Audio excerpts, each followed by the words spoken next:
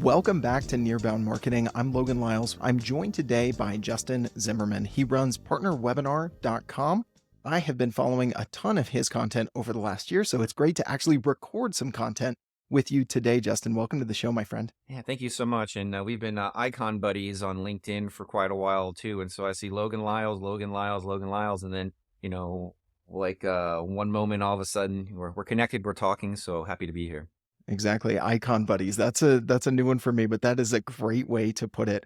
Well, we're going to be talking about webinars as a way to really effectively do nearbound marketing, especially with those partners where you don't have a long-standing track record, where maybe you want to experiment, maybe you want to test some things, and we're going to get into your methodology of a marketing first approach to partnerships. But before we get to that, one-liner that I love from you, it's actually currently your LinkedIn headline: integrations don't equal partnerships.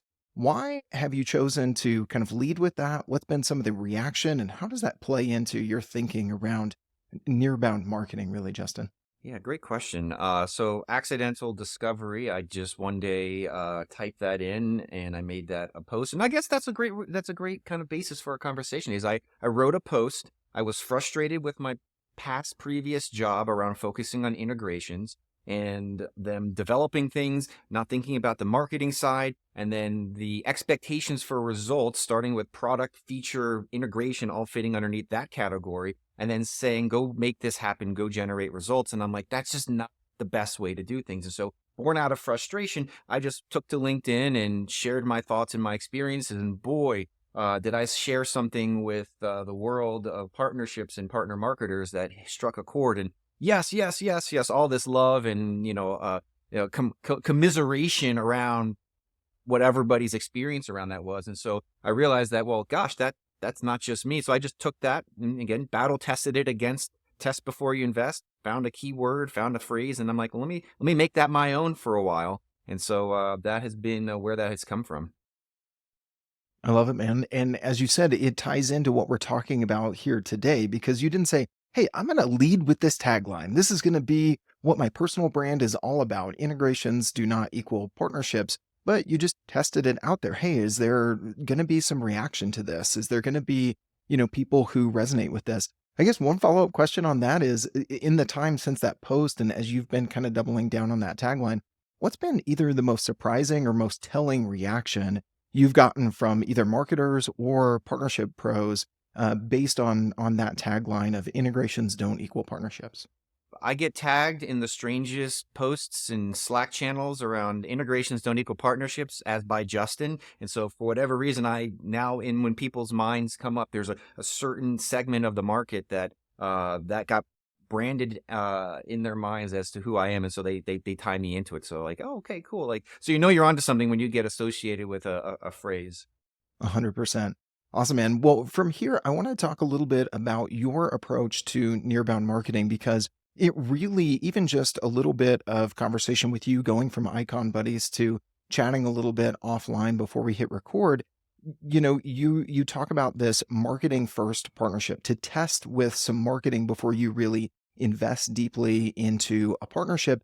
And that's really where I started my journey in kind of figuring out, where does nearbound marketing work in B2B companies today. I became head of partnerships at teamwork.com, had never had a partnerships role, but I was very passionate about marketing in a collaborative sort of way through other stops in my career. And so when I jumped into head of partnerships, I initially thought marketing first, but not everyone thinks about things that way, either coming from the partner side or the marketing side. So how did you kind of come to that?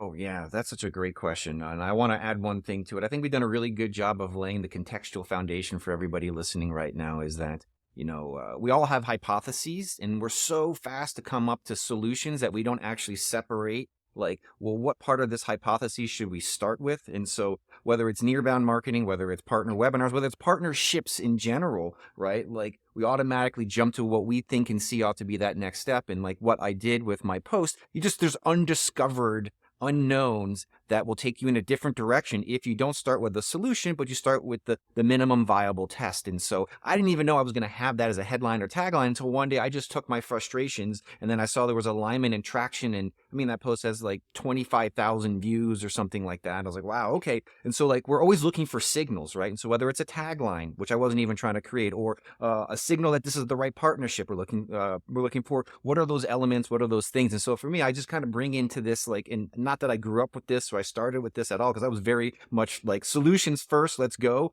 And then over the years, I realized, I overinvested. Let me take a first small micro step to kind of even say, well, what should we be looking for at this stage to then validate further actions? And so, right, whether it's marketing or partnerships, right, marketing and partnerships should be being approached from that test first mindset. So that's the first contextual thing I'll lay down, is like, what are those micro signals that we can use to help guide us along the way, so we take appropriate and investable actions that CFOs, which I tend to work with, love this mindset, and hence how I unlock more and more budget and resources. But then the other side of it is, which I think fits into, that how did you get this how did you come to this place, is that I think there are two types of marketing or marketers, and there's one mindset which I think a lot of people default to, is when they think of marketing, they think of the assets, they think of the collateral, they think of the content creation, they think of the posts. But what they don't think about is like the previous steps of, like, if you really truly look at what marketing should be designed to do, at least in an initial stage of some program developer partnership, it isn't to like fill the CRM or fill the PRM or fill the management tool full of assets and content that haven't even been tested yet, right? The goal of marketing really at the earliest stages of a program or even a business is to test the market, is to market to them and discover what the market is, right? And so like I narrow that down to depend, like that's a aperture that can be as wide as possible, from like starting a business all the way down to starting a new partnership, is like, what are the unknown things that I need to discover and the elements that will lead to this being successful? And so why I lead with marketing first partnerships isn't what I think most people might hear and think is, let's go just blast, stuff and create things. It's like, I'm actually testing the partner first, and testing the partner's responsibilities and the partner's responsiveness, and the partner's ability to generate those signals. Then we can scale up and create more content. So what's the minimum content that tests the partner to then help us unlock more content, more go-to-market, and often in times, in cases, webinars. I love it, man. And I think you make a really good point there in this, test before you invest. Another one-liner I love from you already in this conversation is, you're testing out the partnership. You're also testing out the market a little bit together. It's why I love what Pete Caputa and the team over at DataBox have been doing, is a lot of co-marketing around surveys, because they're not necessarily just going to market with a solution. They're going to market to find out what their audience and their community is saying, what they care about, what they're testing hypothesis together. Together. And that's, I think, very much in line with what you're talking about. Yeah. Yeah, I think that's the first Better Together story. I think we're in such a rush, and we're actually forced to rush into generating results. And then if we skip a step, which can be included in the expedition of the process, surveys. In fact, side note that if you're listening to this, it's probably after the Nearbound Summit. And one of the things that I just created for them, I did a little consult with them and set up some systems for the event. Is that whether you think about it as a joint go-to-market with 1, 2, 3, 4, 5 partners, which, by the way, I'll flash this up here at some point today. I'll be able to share this slide deck if you didn't get a chance to download, how to launch multi-partner webinars to drive 1,000+ registrants. I'll flash this right now. It's just, you're going to hold up the screen, and it's one of my little things I do.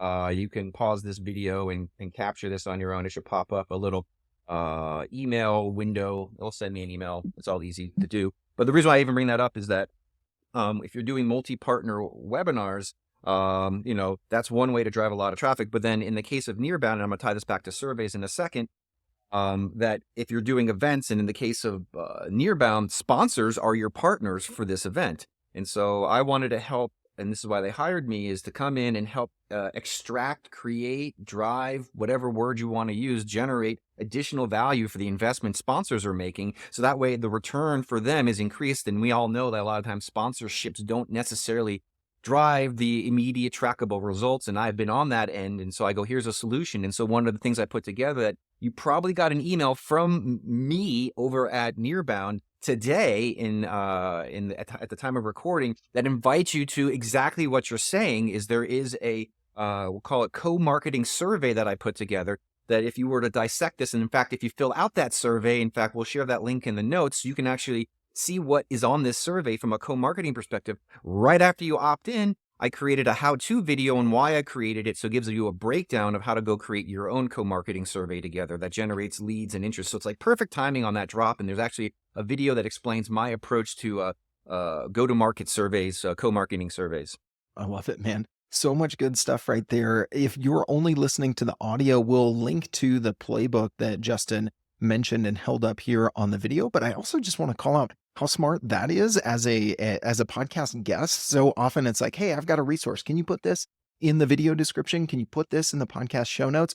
And most people will do that. But in case they don't, hey, have that QR code ready physically to just show organically right on the video. I just have to call that out as a smart marketing move as well as a podcast guest. So thank you for that, Justin. All right, man. Well, let's talk a little bit about, you gave a good example there where you're helping with a virtual live event with the Nearbound Summit that just concluded.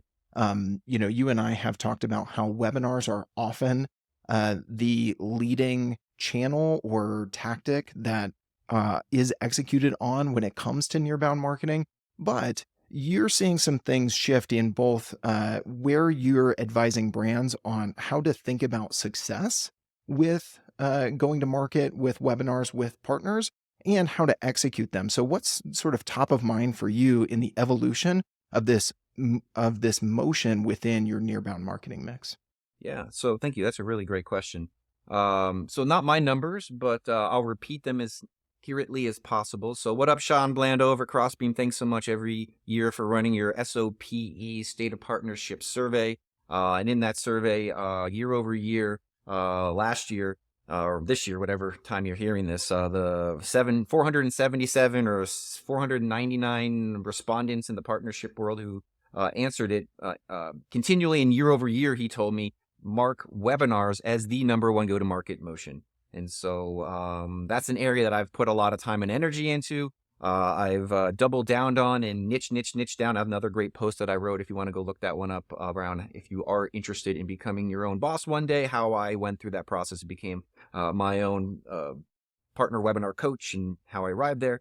And so the challenges, and so and again, I've got a bunch of like in progress manifestos, if you want to think about it. And so I've done so many webinars and I've succeeded and failed at each one of the steps along the way. And I started to realize that it's not complete yet, but I would say there's 7 to 11 points of failure, risks in achieving economic outcomes with webinars. And if you're not aware of each one of these, you're not aware of the solution and option to improve them. Oh man, this is fantastic. Hey, well, whether we hit all 11 or wherever it is, let's hit on some of those today, Justin, because I think that would be, the best way to kind of bring this home and bring some tactics to folks. Because like you said, if you don't know those points of failure, then you can't really solve for them, right? And it goes back to what you were talking about earlier. We can't start with the solution. We have to start with testing and then iterating. So I interrupted you though. Keep going, my friend. No, I felt like you felt something there. Like, yes, yes, let's dig in, man. Yeah, you told me you have a webinar coming up. And so if you want to take some notes while I write this down. In fact, I'm happy to share the what I call the risk list. I have in the webinar risk list. And so let's start with what just comes up for me as the #1 risk, right? Attendance. Okay. And attendance actually gets broken down into a couple of pieces. And so let me know if this sounds true to you. If you're listening right now, nod your head if you agree with me as well, if you've done web. You put a ton of energy and time, especially doing partner webinars, into aligning with the partner or partners, creating the battle plan, the project plan, coordinating across companies, coordinating across teams in your company to execute on the landing pages, the content. You put all of this energy into organization and execution. You then go to put all this energy and effort into actually designing the content, because promotion and project management and content creation, they are separate things. You actually then have this other job of a webinar, not just the landing pages and the coordination, but putting together some great content. And you do all this energy and effort and you get 35, 45, maybe 70 or 80 people show up, right? And you're like, wow, that was a lot of energy and effort. And then the hope around the plan is, well, we'll catch them on the replay. We'll send them the recording, and they'll hopefully watch it and consume the content and information there. And all of a sudden, you're like, we didn't get the registrations, we didn't get the views, and we certainly didn't get the clicks, registrations, demos, trials that we were hoping for, right? So that's kind of the big problem. And so it's all around this concept of we've got to produce all in chronological order. We're focused on, it's got to be registration, attendance, call to action. I'm like, and so everybody's focused on the normal order of operations of how a webinar functions. And I'm like, even at my best, even at my best webinar, I'll get 50% of the people to show up. And that's like double. And so on average, most people are getting about 25. So then what about the other 75% of people who are going to register and never attend, never stay to the end, never hear your call to actions, never hear your message, never consume your content? If you send them the video, you don't even know if they're ever going to scroll to the end and wait for that. They're going to listen to a little bit. So webinars are broken if you follow the current chronological order of operations. And so knowing that that's the biggest problem, now breaking it down into the end of the webinar often has someone who's a marketing manager. They're not a salesperson.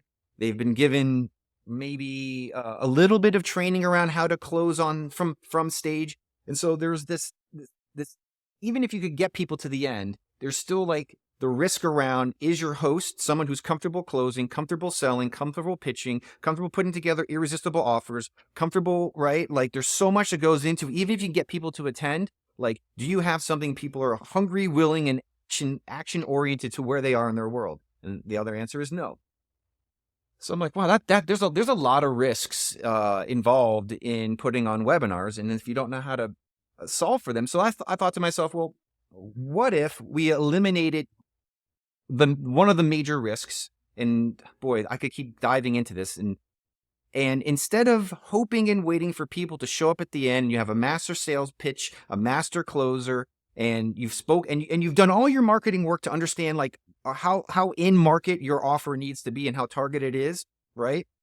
Let's remove all that risk and do something different. And what I've realized is that if you focus not on attendees, right? Don't try to get people to attend, but you focus on first-party data collection and in-market lead generation, right? And so if you were to completely shift your thoughts and focus on what webinars are designed to do away from attendance and education, and like any other opt-in medium, your goal is to collect information around who's coming through this gated process. You're exchanging first-party data information at the whole new next level, which I can get into in a second, for here's access to this event. Now, you won't even care if they show up, because what you're really trying to do is there's people who are in really two states that you're trying to identify. Who's here to listen and learn?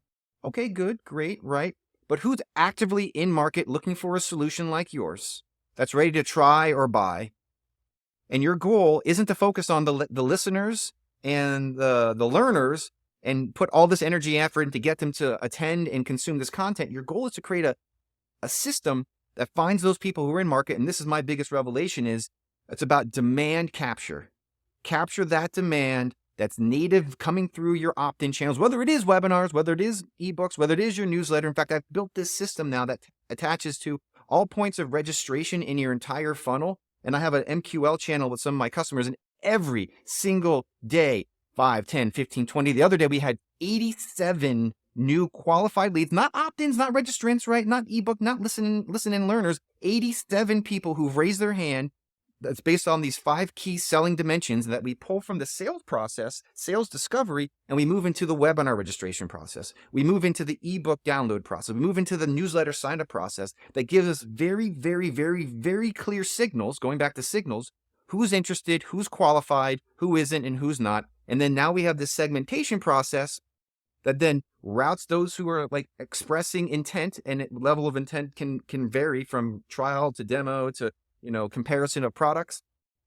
And we're getting them right to sales. And we don't even care if they show up for the webinar anymore, because now you've got this first party data collection. And if you're doing partner webinars, you've got Nearbound, inbound combined now with first party intent data that then is connected to these follow-up campaigns that just fire all day, every day, and make CFOs smile. Hey there, Logan here. Hopefully, you're getting some good ideas and practical tactics to execute your own nearbound marketing from this episode.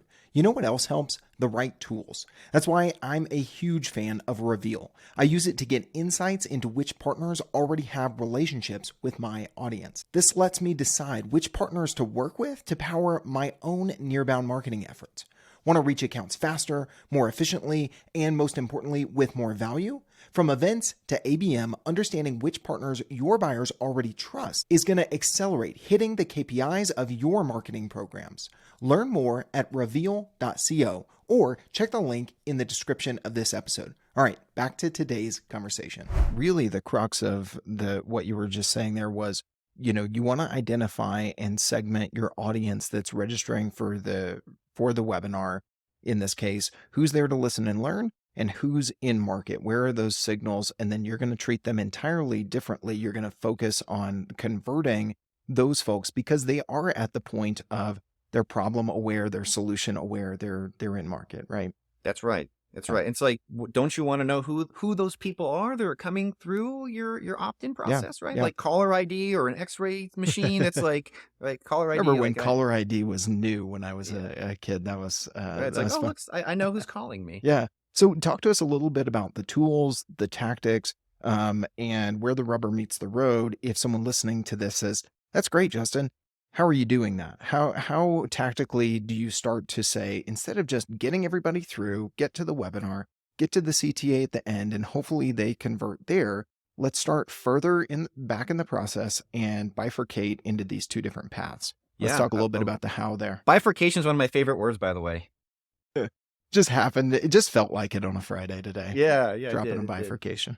You know what? I've got a little thing I can share on screen real quick. That actually is a good cue for my master map here. And so for everybody who has the benefit of watching this on YouTube, and if not, go to Logan's channel right now and subscribe and watch there, because you're going to get visuals that you can't hear, right? Absolutely. So let me share something worth you coming to his page for right now. And so this is the process map that outlines the thing I just described. And so if you look at the top, it's about demand capture, not demand gen. We're not trying to convince and persuade and create use cases and putting them in front of people to get them to think differently about how our product or solution might be able to help them. It's about those who are, like you said, problem aware and at some stage of evaluation towards solving that problem with a tool or a system like yours. And so this is about that native latent capturing of demand and getting you and your product, your sales team, your marketing ahead of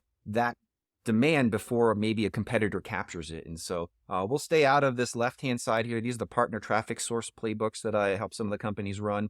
But what we're really focused on right now is if you are running webinars, you are doing ebooks, you do have a newsletter opt-in, what should you design and put in front of that to then capture that first-party data and then to sift and segment, or in this case, bifurcate those different in-market personas that you can route to your sales team or to a marketing automation follow-up if your price point doesn't necessarily warrant a sales assisted thing. And so I have custom coded in most of my clients' companies this multi-step 1, 2, and 3 registration process, very similar to the way you feel when you check out through, like, let's say, Amazon. And so on that first step, what you have is your traditional, normal opt-in form that we realize that you get almost zero negligible loss when someone clicks the register button and it takes them over to this step 1, step 2, step 3. So you don't lose any registrants, you don't lose any opt-ins, you capture all that same data on your first step, but then on this next step, and maybe I can zoom in a little bit here, my fingers are gonna try to,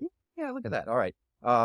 We have something called the personalized step. And the personalized step, and depending on where the form is used, is designed to capture those key 5 sales questions that, and believe it or not, let's just say the 100 people who hit your first step, I see a 70% or 70 people will come through and convert and give you all of this information and data. I mean, think about how often people just like, yeah, here it is, just nonchalantly. And if you don't ask, and I had a mentor once tell me, if you don't ASK, you don't GET. And so I think a lot of marketers are afraid of hurting their conversions by asking too much data. And so this solution that I created eliminates the problem of getting all that rich, important information Yeah. that helps you do that segmentation, that targeted follow-up. And I can get into more about what that is. And I actually did a workshop yesterday on how to create these 5 key sales questions. That's another thing. If you're Mhm. interested in a workshop around that, you can DM me and I can sit down and we can figure something out here. But I just, it's about an hour and a half conversation that we sit down and break this apart.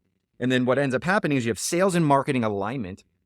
And then that helps you then create really happy, qualified leads for your teams. And so what we do is we look at what are those key 5 sales questions, and they can be something around role and title and level of in-marketness, any competitors questions, there's job to be done, use case questions, and it depends on the company. And there's a monetization question depending on whether you got seats, consumption, and you start to configure this data capture on these 5, maybe sometimes 6 questions. 70% of the time, they're going to give it to you. And so imagine of all the hundreds of people who are registering for your webinars and ebooks and newsletters on a monthly basis, how many opportunities and leads are you missing out on talking to who are not quite ready for a demo or a trial, but they're earlier in that stage? And if you had a way to identify them and talk to them in terms that they're telling you who they are, where they are, and what their problems are, they're going to respond, and you're going to be able to either connect them again to the right piece of content through marketing automation or the right sales team through the lead routing process that connects all of this into whether it's Pipedrive, HubSpot, or whatever, which all happens over here on the left-hand side. Mhm. So basically, my suggestion is I get that sales message in the webinar in front of that registrant faster and sooner rather than waiting until the very, very, very, very, very end of the webinar on these outcome pages. So normally what you have on a webinar is, thank you so much for registering. Go check your email. Here is the calendar link. That's all going to happen most likely if you're using a Zoom or an Air Meet. They're going to send that out and it's going to be on their calendar. Your focus isn't to like try to persuade them to attend. If you know that they're in market, your job now is to create these in-market persona buckets. And with my system, immediately at the moment of registration, instead of giving them a landing page with a link to add the calendar to the link to add it to their calendar, I have a targeted message that takes that call to action, that sales message that you're hoping that they show up for in a week or two. Do they register, and putting it in front of them immediately, talking to them in terms that they're potentially interested in such that if they raise their hand and they're currently using this tool and system saying, I'm in market for this, your landing page has a video that says something like, hey, saw you registered, thanks so much. And the video says, hey, here's the top 10 things, marketing managers who are currently using HubSpot that consider switching to our product need to not to know about. Some sort of title like this. So now you're speaking directly to them. Oh, wow, I'm in market. And now you're doing the comparison about your product to their product right at the moment of conversion. And of course, they still get their registration link and all that stuff. But you start the sales process the moment of conversion on a webinar if they're telling you that they're in market. And you can build as many of these personas that are necessary. Mhm. I would focus on just what are the 1 or 2 most valuable combinations of those key sales questions that Yeah. lead to that video being important to your most commonly converting customers. Yeah, there's a few different ways, and I imagine in your workshops where you come up with these 5 key sales questions for each brand that's using this process, it does look a little bit different. Maybe you have the type of solution where it's never the first software in the category that they purchase, right? We see that with teamwork.com very often. A lot of our customers will start with a basic task or project management platform. Very rarely do they start out when they start their agency or their consultancy on our platform. And so if that's the case, maybe the routing there is based on what competitor they're currently using. And you probably already have that competitive intel on a comparison page somewhere. So you Let's have that repurpose it. content, repurpose it here. Yes, repurpose, one of my favorite words in marketing. And so I really like this, Justin. And to kind of zoom back out a little bit, I think there's a problem being solved here with this approach, which I haven't seen a lot of brands doing. And it's this: we either go to one end of the spectrum and we only serve those listen and learners, and we just try to create content so good, even without product association, that it leads to growth there, but it never leads to leads. Or we bring people through and we treat them all like they're in market. Let's just stop. Let's bifurcate. Stop, bifurcate, and listen. Is that maybe the oh yeah, little Little vanilla ice today. doom, doom, doom, doom, Oh my doom. gosh, my kids would be rolling their eyes if they were standing Hey, outside my this office is right not now. about this is about us right now. This is about and Um, everybody else who's in this age category where they're if they're a male, they're slightly balding like me. oh man. So I think this allows you to say, hey, where are the listen and learners? Right. And I've got a lot of thoughts on how continue to engage them beyond kind of the typical nurture with really engaging them with, say, a podcast, your newsletter, those sorts of things. But don't also treat the people who are in market like listen and learners. You can't, you got to You got treat it, and both it's really groups. hard to know, especially on webinars, especially on a lot Hmm. of inbound Yep. Yep. um inbound traffic. You just don't know, and so do you have a system in place that lets you know? Because otherwise you're treating everybody, and most likely, and this is what I've noticed, most marketers aren't sales minded people who want to be aggressive in their approach to conversions, and so they take the path of less resistance, and they're more like, hey, notice you registered, would you like to start a trial? Or hey, and so without the basis of knowing who's there and what competitive tool, which I wanted to go back to in a second, I just thought that was, you really sparked my the heart of what this is behind is, if somebody's registering for a teamwork.com a webinar, and you want to know, like, and they raise their hand and they identify with these particular characteristics, the next thing on the page was like, as you said, hey, um, Justin, I noticed that you're currently using Reich and you're an agency owner, which would be true, right? If I were to fill out that version of the form that we would do together, right? And I then say I'm a Reich user, current an agency owner, and I've currently got 17 seats, right? Those are my licenses, right? You're like, oh, well, let me tell you about the top 10 things people who use Reich, who are agency owners, need to know about switching, why they switch to Teamwork. And then all of a sudden you're like, oh, wow, here's like, so then now you're taking that. So Yep. that's exactly what would be on that next video on that page with those types of characteristics and dimensions. Yeah. Maybe a switcher story if we have a customer story that switched from the And platform then you're they're on the on. whole switcher campaign, right? And then you Right. just connect that, if you have that content, like Yep. here's that track of content for those types of people, Yeah. as opposed to, like, as soon as someone raises their hand, they're in market. Stop talking to them about like this upper level, Hmm. top of funnel content, because they're telling you down here and you're Yeah. talking to them up here, and that's really, I think, what we just identified is we either talking to everybody who's up here or everybody's down here. We don't have a way to gracefully Yeah. connect them into the next steps of the process based on where they tell you that they're at. Yeah.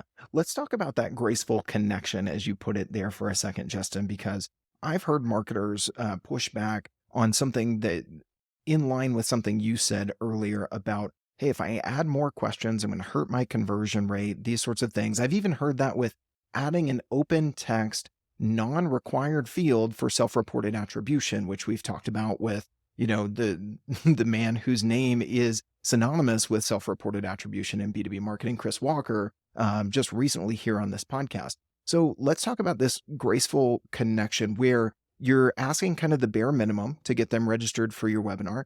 Is it a separate form? Is it an optional second page? What are kind of the mechanics to get this right so you can stop, bifurcate, and listen without hurting your conversions? You like what I did there? All right, I'll turn it over to you. Yeah, yeah. So there's a lot for me to unpack there. So first thing is, what do you really want to count as a conversion? Do you want to count an email as a conversion, or do you want to call it a lead? And if you want to call it a lead, is it an MQL lead or an SQL lead? And so what are you really trying to generate here? And so to actually appeal to all audiences and all types of marketers, this multi-step process that I've created helps you get everything that you normally would get for, in this case, a webinar registration, right? First name, Zoom requires first name, last name for some reason, an email field. I actually add a text optional field because then I use one of my former company's products, sales message, which is a sales texting tool, not your normal just blast in reminder tool, but people will give you that because in context to a webinar, people are like, oh yeah, I would like a reminder. And we'll get about 45% of people to fill in that optional text field. So on the first step of the form, which if you can imagine it, and I can bring up a picture so you don't have to imagine it, and which gives you a reason to watch the live or recorded version of this on YouTube on Logan's channel. You can see here, and I don't have a full-fledged version of it, but you can see there's a register, and I can verbalize to you what those forms look like. Like I just did first name, last name, email address. And I often will put, use a little psychological ask here is I just don't want their email. I want them to associate it with what's on their calendar. So that way, when the email goes out, it includes the ICS file that will show up there. So I go, email associated with your calendar. So I'll be specific about that because I want it to show up, to help improve attendance, even though I don't care about attendance in the context of this conversation. And then lastly, that texting field, because what that texting field is great for is, right, they're going to get a reminder about the webinar, but if they on the next step of this page right here and these 5 key sales questions, and I recommend them all being either single or multi selection drop down fields. So it's just like click, click, click, click, click, click, click, click, click. And I kind of work through the what I call like form speed, right? The psychological removal of those barriers that stop people from answering it. We work through the language of that because it's actually a copywriting exercise, and then a copywriting conversion rate optimization exercise. Essentially, once you come up with those questions, if they identify and market, not only do we have all that important information, but we have an additional piece of contact information that the sales team can reach out to, and an introduction can be made through the texting. And so I've done this before. If someone registers on step 1 and they give me their information, and then step 2, they identify and market. After the reminder text confirmation goes out, that says something like, "Hey, it's Justin from Teamwork. Notice you registered. Thanks so much. Hope to see you there. Do you have any questions?" Something like that. Just some basic stuff. 5 to 10 minutes later, I'll send out another text like, "Hey, I noticed that you're interested in new market. Can I connect you with ABC in my sales team?" So now you have a texting channel, a voice channel, introduction and referral channel via text as well as via email. And so now you're collecting this additional information, which, by the way, if we also, if clients want to connect to third-party data options, we actually can then, through clay.com, go grab that person's LinkedIn profile and then follow up with them automatically in that way, because you get your profile URL and there's some LinkedIn automation outreach stuff that allows you to have email, text, call, and LinkedIn, to surround them in this, I would call, ethical, smooth way, because people could be thinking, oh, you're just going to bombard them. Listen, through conversational copywriting and the way that this is done, this is actually all opt-in and response-based. And so there are ways to do this that make the people feel like they're in control of the conversation if you do it correctly, and they will respond. And it comes back to, because we stopped and asked the question, and we're only doing this with the folks who have raised their hand based on these highly selected questions that you're including in step 2, then it feels less like bombardment and more like that personalized ad that's like, "Dang you, Amazon, why'd you put that in front of me?" Right? Uh, Where you're like, "I don't hate it." and for those of you who are listening to this right now that are part of my own community and network, you know what I'm talking about when I say conversational email. Because if you get an email from me inviting you to something, it feels like, "Justin, hey, what's up? Justin here. I blah blah blah. Let me know if you're interested. I've got an event I'm doing next week. Let me know if you'd like a link to come join this." And it's just like super text based. It's a Gmail follow up, and people feel like, "I love your emails. I know that you're not personally talking to me individually, but it feels like it, and I love it." And every week I get replies back based on this conversational copywriting style that then invites people to events, connects them with influencers, connects them with the sales team. And so here's the thing: if you talk to people the way you want to be talked to, and the way that you communicate with your mom, your dad, your brother, and you build that into a little bit of a professional process, that's what gets people interested and able to respond to you in the ways that this approach to conversational conversion leads to. Absolutely. I couldn't agree with you more there, Justin. And I don't think this is groundbreaking for anyone. I've heard other marketers talk about this, but it's something that tactically I've done recently as I've drafted newsletters or other outreach copy for other members of our team, that sort of thing, is I will stop and I will not put a persona in my mind, but put a person. And Mm. literally I might type Justin Zimmerman in the to field in Gmail and write the email and then copy and paste that over into my marketing automation, whether that's HubSpot or something else. And it changes the game. It really It doesn't does. it, right? If you write in a Google Doc, or if you like, yeah, what I'll do is if I really want to write an email, I'll actually go into Gmail and use the environment of Gmail to craft an email that is Gmail like. And then once I have that view and the visualization of it and its layout, then I'll go take that to the marketing automation tool. But I won't start in the tool because the tool is like this big, bulky kind of like, Yeah. gives you the feel of mass Yep. production versus you want like micro personalization. Yeah, the environment can kind of, affect the way that you act. The other thing, maybe you don't do this for everything because your thumbs will get tired, is pick up your phone Hmm. and do it in Gmail because we type differently with our thumbs than we do with our Hmm. fingers. So if you really wanna lean into Hmm. conversational, that's another step you could take is actually open up Gmail on your phone and type it out with your thumbs a bit. Yeah, there's, believe it or not, like a really, really short, amazing, great email that I'll write will take an hour. And then I'll probably spend another hour like running the test. And then where I'll be on the test actually is I'll be on my Gmail and I'll like trim a word, trim a letter, trim a thing. And there's like this look and feel that it gets in the sanding process. I think it's like, if we're Yeah, talking about woodworking, it's like, yeah. this grit, this grit, this grit, and that grit. Yep, exactly. I saw a great post from Brooklyn Nash just yesterday, and he was talking about how, uh, writing 300 words for a landing page is a lot tougher than writing 3,000 words for an article. And it reminded me, I forget where this quote is from, but I would have written you a shorter letter, but I didn't have the time. Right. Yeah, yeah. The same is here with the conversational. How'd you say it? Conversational conversion content. Yep. Yep. Yeah. Yeah. I love it. Well, Justin, this has been fantastic. I think even just taking this away, which I'm going to think about for our agency life webinars at Teamwork, how do we bifurcate the audience upon registration before the event ever happens and create these two different paths for the Sure, audience? sure. People I'm sure have gotten something out of just that and some of the other tips that you've shared. But if they're new to you and they want to access some of the playbooks you mentioned or stay connected with you, what's the best way for them to take some next steps after hearing you or watching you today? Thanks for all the call outs to the YouTube Yeah. version, by the way. Yeah, you're welcome. I understand what it's like. And so a couple of things. One, I'll give you 3 calls to action right now. Like I did in the beginning, right? Show up with some sort of physical material that gets people excited. There's templates, there's tools, there's all the things in this particular playbook I presented at the Supernote event. I've documented this whole thing. And so if you want to just get a copy of at least one of my playbooks right now, this one in particular is how to generate 1,000 registrations through multi-partner webinars. You can hold up your phone and it'll pop something up to make it quick and easy. So that way you get like a nice little asset right there. That's the first call to action. Next call to action is if you're interested in the services that I offer around partner webinars.